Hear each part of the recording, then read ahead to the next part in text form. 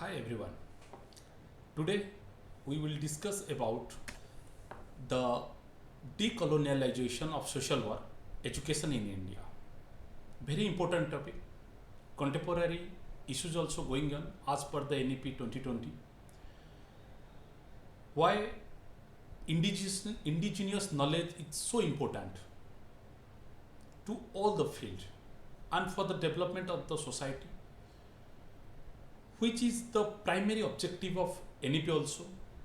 So in this same line, the social work profession, we should think how it will be helpful and fruitful if we will use the Indian social work methods and models. So let's start.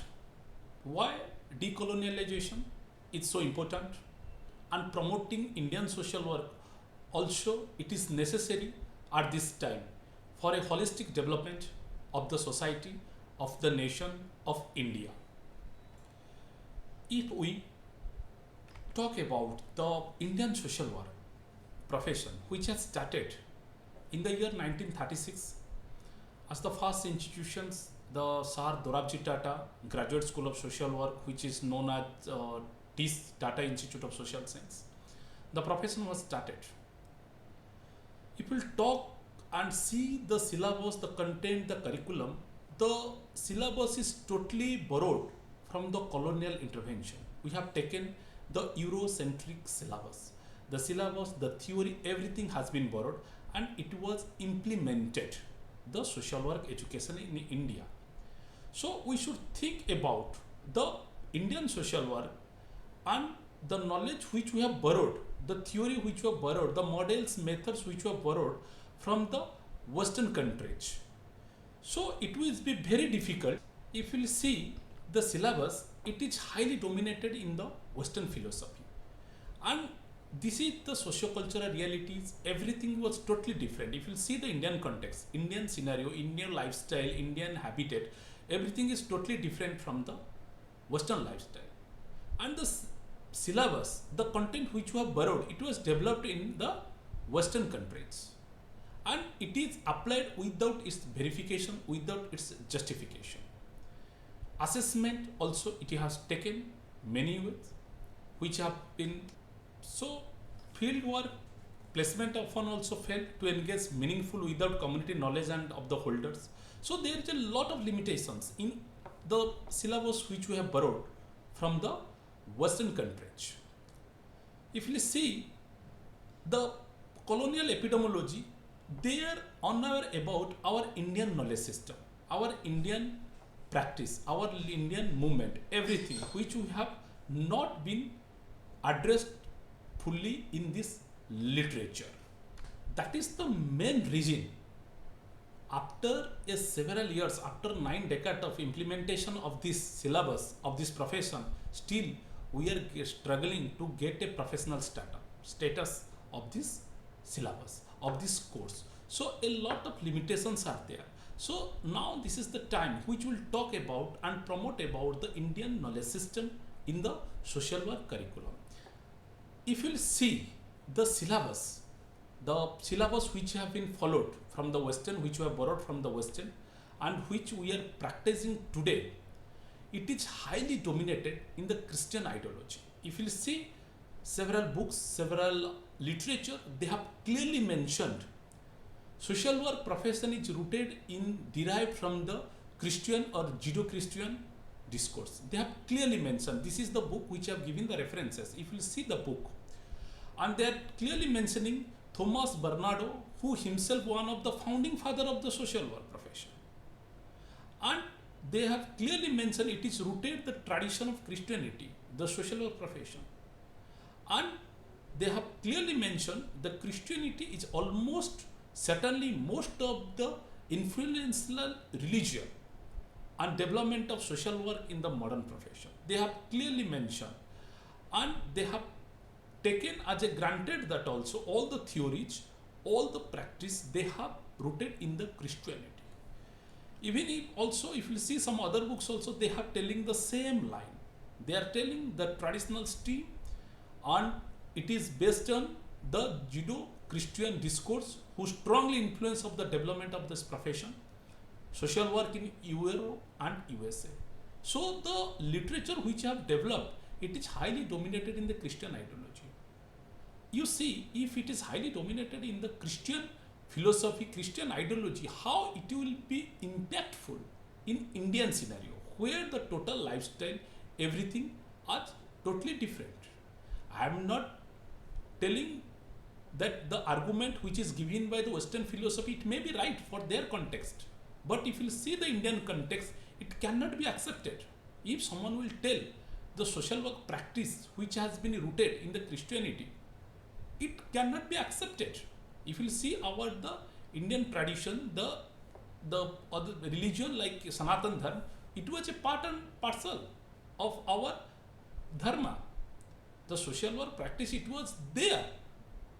Dan, all kind of charity, everything, it was there. It is more than that.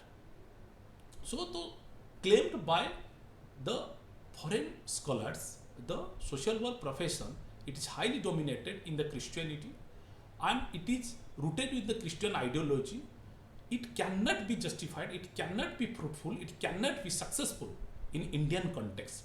That is the main core of the bringing the decolonialization or bringing our own Indian knowledge system. So it is the right time which we can talk about the social work profession, decolonialization of social work profession, Indian social work profession. So try to understand what is the meaning of decolonialization of social work.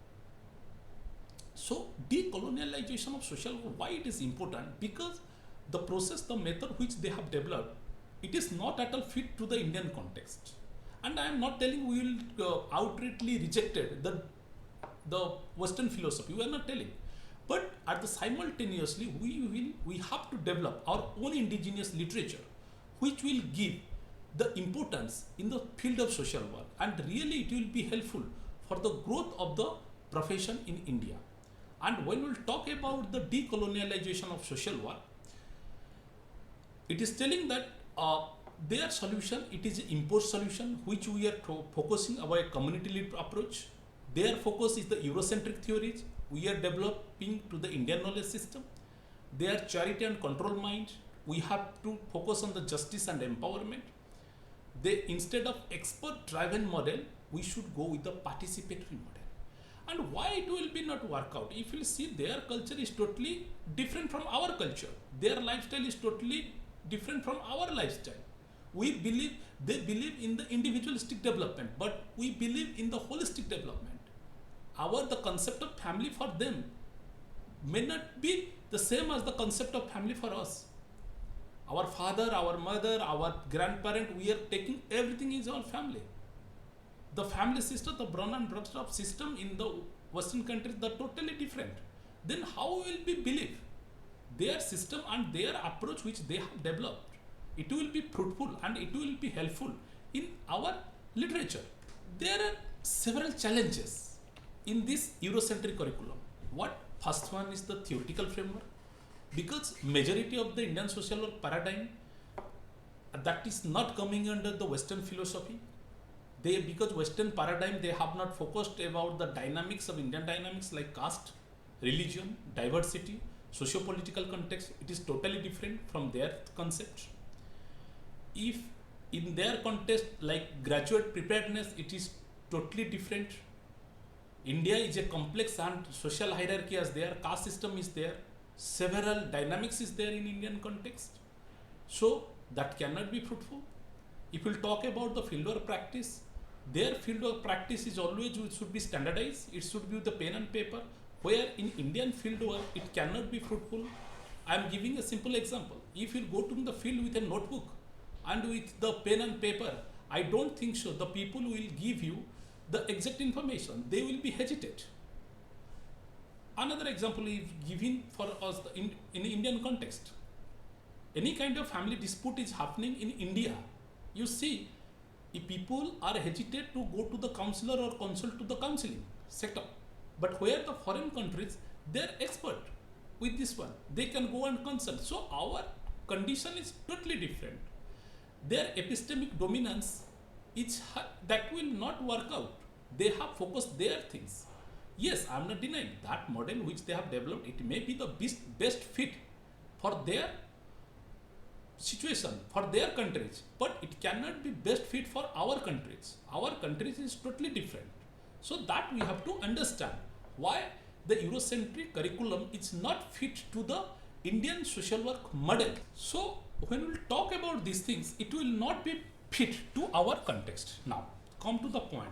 Then if someone will ask, then what is Indian social work? Definitely the question will come. What do you mean by Indian social work? And how you will justify yourself? I am giving a very simple example, which you will understand. If you will see any definitions given by the Westerners or the foreign countries, you see the definitions. Even every day we are telling to our students also. Social work is a helping profession which we should help the individual, groups or communities, maybe individual, maybe a group as a community, everything. And for why will help? For enhance and restore their social functioning, a better functioning of the society. The definition is given by National Association of Social Work 1973. Definition by Friedlander 1951 also. Same thing they are telling. We are helping the people. Just imagine, I am telling you a simple example, the definition which is given by 1951, 1973, or it is more 19 onwards. We are getting the several concept of definitions of social work. I am telling you the sloka from the Garud Puran, which is thousand years back. The sloka has been mentioned. What is telling? Om sarve bhavantu sukhina sarve santu niramaya sarve bhadrani paschyantu ma kaschid dukha bhavet. Om Santi, Om Santi. What is the meaning? What exactly sloka is telling? May all beings be happy and blissful. May all be free from the illness. May all see the auspicious things or goodness. No one will suffer from sorrow or pain. And peace, peace, peace. See the definition which is given in thousand years back. In front of this definition, 50 years back, it's like a child. And they are claiming the social work profession, it is developed in the foreign countries and it is developed in the Christian ideology. It is totally rejection. It cannot be fit. Our things which 1000 years back, when we have already discussed this concept that everyone should be happy, everyone should be free from the illness. Then how you can justify that definition? It means this sloka, the meaning, it's more and much better clarification which meet the concept of social work better than the definition given by NSW or any other authors. See the another slokas. Ayam mijam parobita gananam lagu chetanam udara chitatanam tum vasudheva kutumbakam. What is telling? It's a very beautiful sloka. What is telling?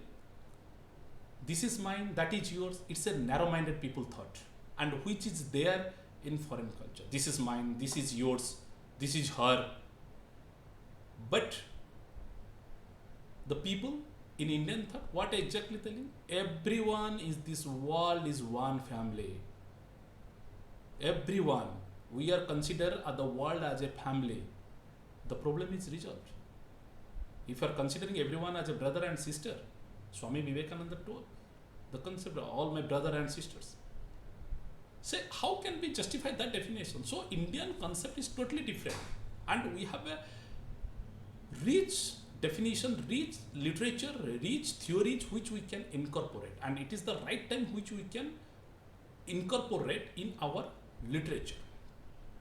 If we'll see about the third sloka, what exactly saying?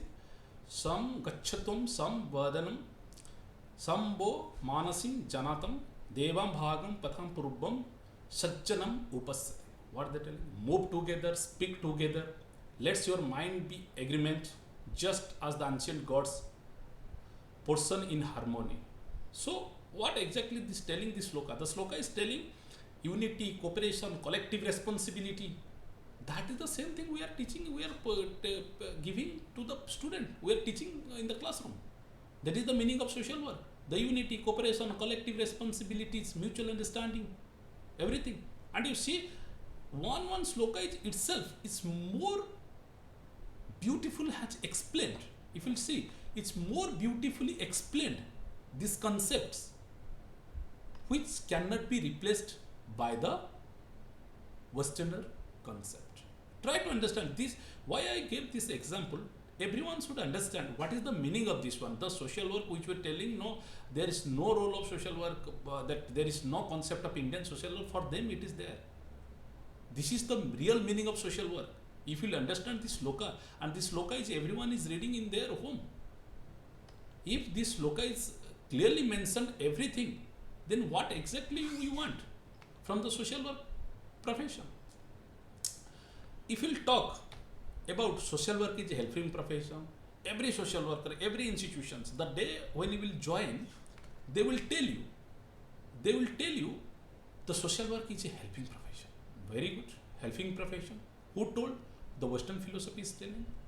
And when the Western philosophy is telling, nearly about 1900 onwards, this is the birth of the social work. 1850 onwards, the charity organization, that movement, everything they have started.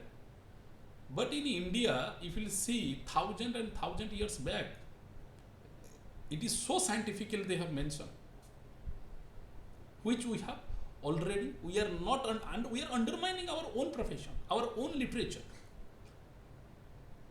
If you see, the social work is a helping profession in all the Puranas. Vedvyas what is telling? Ashtadasa Puraneshu Vyasayeshu Bachana Dvayam Paropakaram Punyam Papayam Parapidanam. What exactly telling? Vedavyas is telling all the Puranas, and the end of the Purana, helping other is a virtuous deed, and whereas not helping other is a sin. You are understanding the how clearly they are telling. It is very beautiful they have explained.